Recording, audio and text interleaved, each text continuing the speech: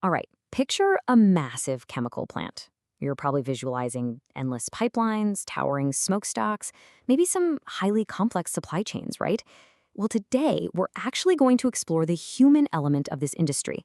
We're diving into this explainer to see exactly what it takes for a highly volatile industrial complex to operate safely and harmoniously right in your own backyard. So it begs the question, how does a chemical plant actually earn the right to be your neighbor?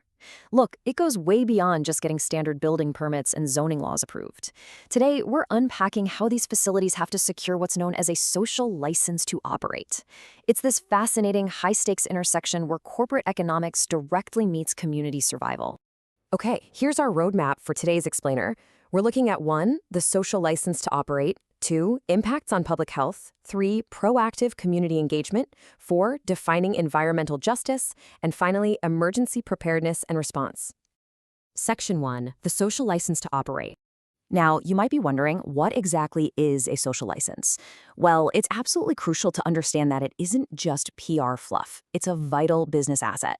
Think about it. Chemical plants are economic powerhouses for the towns they're in. They bring in jobs, they bring taxes, they fund vital infrastructure. But because of the inherent hazards of their work, they face intense scrutiny. Retaining the social license means preventing community-led lawsuits, avoiding massive operational shutdowns, and honestly just being able to attract the best local talent to run the place. And under the official SASB and IFRS frameworks, community relations are a rigorous, quantifiable business metric. Investors demand to know exactly how these companies are managing community risks and opportunities. So, neighborly relations are officially on the books as an essential sustainability disclosure. It's a real game changer. Moving on to Section 2, impacts on public health. Now, why is a community so deeply invested in what goes on behind those plant gates? Well, it mostly comes down to externalities. Basically, the unintended side effects of making chemicals. We're talking about massive water usage, the direct release of greenhouse gases, and other emissions like sulfur dioxides and nitrogen oxides. For locals living nearby, these aren't just abstract data points on a spreadsheet. They represent real, long-term impacts on the air they breathe and the water they drink every single day. Look at this stark contrast. If a plant ignores these public health impacts, they're essentially inviting strict regulatory crackdowns and, frankly, toxic community relations. That leads to devastating operational disruptions. But on the flip side, if they manage these effects transparently, they build immense mutual value, retain their talent, and secure a stable operating environment. It's a dynamic that can literally make or break a company's bottom line, and investors are watching it like a hawk. Which brings us to Section 3, proactive community engagement. So, how exactly do companies bridge this gap and turn potential adversaries into partners? Picture a warm, collaborative town hall meeting. Company reps and local residents are sitting together, actually using environmental and social impact assessments to review safety data and site maps side by side. By using structured tools like community advisory panels, companies ensure the locals have a powerful, organized voice long before any concrete is ever poured for a new expansion. I want you to note that this engagement isn't just corporate charity. The SASB standards specifically look for shared or blended value projects. Think about a plant building a cutting-edge water purification system that serves its own industrial needs. But hey, it simultaneously upgrades the entire town's drinking water infrastructure too. That is mutual value creation in action. It's a true win-win. Section 4, defining environmental justice. We're now going to address a highly scrutinized component of community relations.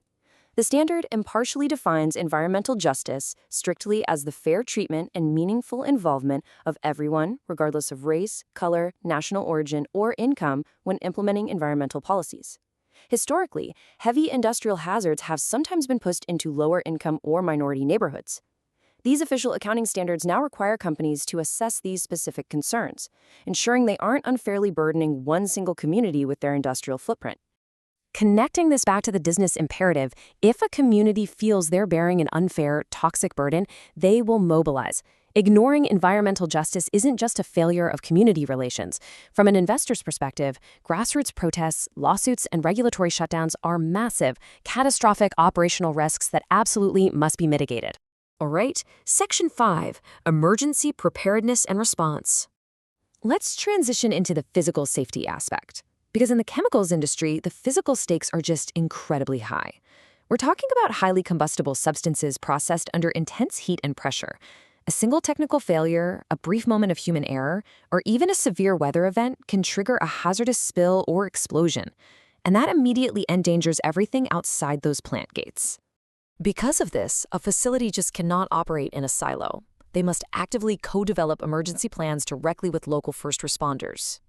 These are the precise steps required: locking down exactly how they'll sound the alarm, how they'll communicate with the public during a crisis, and how they will financially and operationally support community recovery long after the sirens stop. And to maintain investor trust, companies are required to meticulously track what are called Tier 1 process safety events. Basically, major dangerous chemical leaks or explosions. Investors want to see that incident rate sitting right at zero. Why? Because a safe, meticulously managed plant is literally the only kind of plant a community will tolerate having next door. To bring it all together, successful community relations completely transform potential adversarial risks into shared mutual value. When a chemical plant takes its pollution footprint seriously, when it gives locals a seat at the table, respects environmental justice, and plans for worst-case scenarios hand in hand with local responders, well, that is exactly how they earn and keep their social license to operate. The frameworks exist to hold these massive facilities accountable, ensuring they don't just operate in a community, but safely alongside it. So, I'll leave you with this provocative thought to consider about the industries in your own backyard. If they were officially audited today, would they pass the test of environmental justice?